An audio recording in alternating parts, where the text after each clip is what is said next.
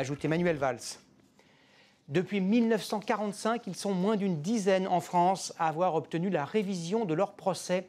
Edwige Alessandri, condamnée à 10 ans de réclusion pour le meurtre de son mari, se bat pour faire reconnaître son innocence. 12 ans après les faits, les juges ont accepté de se pencher sur de nouveaux éléments.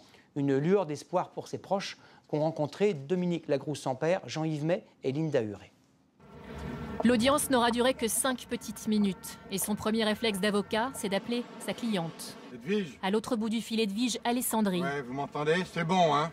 Supplément d'information. Il n'y croyait plus.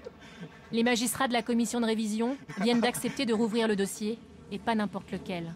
Edwige Alessandri a été condamnée à 10 ans de prison pour le meurtre de son mari, Richard, c'était il y a 12 ans.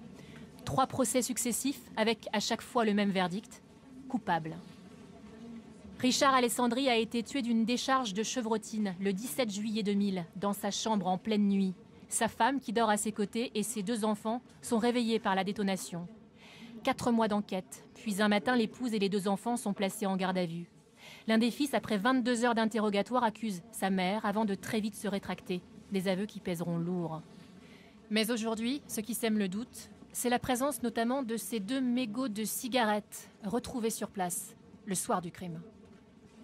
Finalement, ces mégots, pour reprendre l'expression, ont parlé. Ils ont désigné un jeune homme, cambrioleur, qui habite dans le coin. Edwige Alessandri a passé 4 ans et demi en prison. Depuis 2 ans, elle bénéficie d'une libération conditionnelle. Et puisque la justice lui interdit de communiquer avec les journalistes, ce sont ses proches et notamment son plus jeune fils qui parlent pour elle.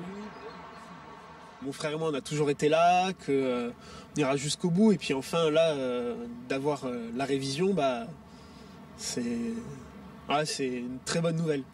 Ce couple d'amis d'Edwige Alessandri, à la tête de son comité de soutien, a toujours cru en son innocence. Eux aussi accueillent cette décision avec émotion et espoir.